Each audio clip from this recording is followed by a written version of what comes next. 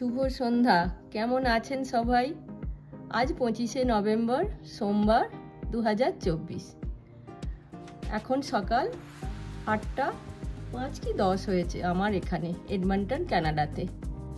আর আপনাদের ওখানে তো সন্ধ্যা। আর এখন দেখুন সূর্যের অবস্থা দেখুন। এখানে সকালবেলার এই সূর্যটা দেখার মতো। শীত হোক বা গ্রীষ্ম হোক, এই ধরনের রংটা এই অ্যালবার্টা, কানাডাতে হয়, একমাত্র হয়। তাই ভাবলাম আপনাদের সঙ্গে একটু শেয়ার করি। আর মেঘের অবস্থা দেখতে পাচ্ছেন, তার মানে আবারও বরফ পড়বে। যখন বরফটা শুরু হয় তখন সূর্যটা অন্ধকার, মানে সূর্যটা বন্ধ হয়ে যায়, অন্ধকার হয়ে যায়। তারপরে আবার আস্তে আস্তে আস্তে আস্তে বরফ পড়া শেষ হলে আবার সূর্যোদয় হয়। তো এই হচ্ছে আজকের সকাল 8টা 10-এর পরিস্থিতি। আমাদের বাড়ির ভেতরে তো হিটিং থাকে, যার জন্যে কোনো প্রবলেম হয় না। ধরুন একদম আপনি যেমন দরকার তেমনই করতে পারেন, কিন্তু বাইরে এখন -20-22 চলছে। তো সবার বাড়ি থেকেই হিটিং চলছে বলে, যার জন্যে যারা বাইরে বেরোয় তারা প্রচুর জ্যাকেট, জুতো, মোজা সমস্ত বিভিন্ন উইন্টারের, হেভি উইন্টারের পরতে হয়। তো যখন ধরুন স্প্রিং চলে তখন পাতলা জ্যাকেটগুলো পরে, কিন্তু এই হেভি উইন্টারের জন্যে আমাদেরকে প্রচুর লেয়ার পরতে হয়। আর এই যে দেখুন নিচে দিয়ে সকালবেলা কেউ একজন অফিসে যাচ্ছে। তো এই অ্যালিটা এখনো ক্লিন হয়নি। এটা আমাদের বিল্ডিং থেকে করবে, এই যে এখানে সমস্ত যাদের বিল্ডিং তারা পরিষ্কার করবে। আর বাকি এই দিকে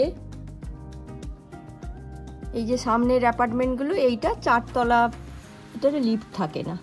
আমরা যেটাই আছি সেটাই কিন্তু লিফট আছে। এটা ধরুন 17-18 তলা। আর ওই একটা দূরে দেখতে পাচ্ছেন, ওইটাও বড় বড় টাওয়ার। এর সামনেই 5-7 মিনিট গেলেই পেছন দিকে একটা বিশাল বড় মল আছে। সেই মলটার নাম সাউথ গেট মল। আপনাদেরকে একদিন সঙ্গে নিয়ে আমিও যাব, গিয়ে দেখাবো মলের ভেতরে কি কি আছে না আছে। আর এখন তো ধরুন আমি এই ঠান্ডার জন্য বেরোতে পারছি না, সেই জন্যেই বাড়ির ভেতর থেকে দেখাচ্ছি। ওই দূরের রাস্তা দিয়ে দেখুন, ওই রাস্তাটা দিয়ে সামনে একটু গেলেই আপনারা দেখতে পাচ্ছেন কিনা জানি না, এখানে একটা লাইব্রেরি আছে। এই আর একটু দূরে একটা লাইব্রেরি আছে।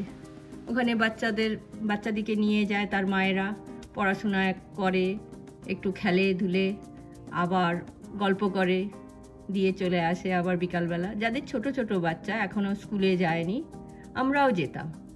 আমার ছেলেটা যখন ছোট ছিল তখন ওকে নিয়ে যেতাম। তো ওটা একটা খুব ভালো বাচ্চাদের এন্টারটেনমেন্টের জায়গা। আর বই ওরা রেন্টে দেয়, বইগুলো নিয়ে আসি, নিয়ে এসে ওদিকে মানে পড়াশোনা কিছু করে আবার সপ্তাহে গিয়ে ফেরত দিয়ে আসি। তার জন্যে লাইব্রেরির কার্ড করতে হয়। আর আরও একটু দূরের দিকে আপনারা এই যে লাইট দেখতে পাচ্ছেন, ওখানে আমাদের বাজার করতে যাই। বাড়ি থেকে যদি হেঁটে যাই তাহলে 15-20 মিনিট লাগে, আর গাড়িতে গেলে তো 5 মিনিট। আর শীতের দিনে তো হাঁটার কোনো ব্যাপারই নেই, আপনাকে গাড়িতেই যেতে হবে। এই গাড়ি নিয়ে আর একদিন গল্প বলবো। গাড়ির আর এক সমস্যা, এখানে হিটিং দিতে হবে গাড়িতে, পার্কিং চাই। বাইরে যারা ধরুন এই যে পার্কিং করে রেখেছে তাদের গাড়িগুলো দেখুন না বরফে ঢেকে গেছে। দাঁড়ান আপনাদেরকে দেখাচ্ছি। তো সেই গাড়ি পরিষ্কার করতে হবে। তখন মানে আপনি যে ডিউটিতে যাবেন তার আগে খানিকক্ষণ লাগে শুধু বরফ ক্লিন করতে। ওই দেখুন আমাদের ওখানটা দিয়ে আর একজন কেউ অফিসে যাচ্ছে। আর ওই যে দূরে ট্রাকগুলো যাচ্ছে, এটা সোমবার তো, যার জন্যে সব বিজনেস সেন্টারে এই ট্রাকগুলো সব মাল নিয়ে আসে, যার জন্য রাস্তাতে হাইওয়েতে প্রচুর ভিড়ভাট্টাও হয়। এক তো অফিস যাওয়া, তার সঙ্গে ওই ট্রাকগুলো, যদিও ওদের আলাদা লেন আছে, কিন্তু এই বরফের কারণে প্রত্যেকটা লেনেতে ঠিকভাবে সবাই যেতে পারে না, যার জন্যে রাস্তাটাও আরও ছোট হয়ে যায়। বরফ থাকে, স্লিপারির ভয়। তো এই সময়টা ড্রাইভ করাও জানেন প্রচণ্ড কষ্টকর, যে কোনো মুহূর্তে স্লিপ করতে পারে। আমাদের এখানে অন্টারিও যে প্রভিন্সটা আছে সেখানে কিন্তু বরফ পড়ে, তবে এত দিন ধরে চলে না, যেটা আমি এই অ্যালবার্টা প্রভিন্সে হয়। এখানে ধরুন 4-5 মাসের ওপর বরফ পড়ে আর স্লিপারি হয়। এবার ধরুন যাদের বয়স্ক লোক তাদের চলতেও খুব কষ্ট হয়। এই বয়সে পড়ে গেলে তো আর রক্ষা নেই, হাড়গোড় সব ভেঙে যাবে তখন, তাই না? আর ছোট বাচ্চাদের মজা, তারা কি করে, তাদের তো কোনো ব্যাপার নয়, তারা এই বরফের মধ্যে খেলাধুলা করছে, স্কুলে যাচ্ছে, তারপরে আপনার স্নোম্যান বানাচ্ছে, তাদের খুব মজা। কিন্তু আমরা যারা বড়, আমাদের ভয় লাগে। স্পেশালি আবার আমরা তো অন্য দেশ থেকে এসেছি, তাই না? আমরা যারা গরমের দেশ থেকে এসেছি আমরা তো অভ্যস্ত নই। তো আমারও কিছুদিন প্রচুর কষ্ট হতো। এখন আস্তে আস্তে অনেকটাই অ্যাডজাস্ট করে নিয়েছি। আর আমার আর তো আজকে কিছু বলার নেই।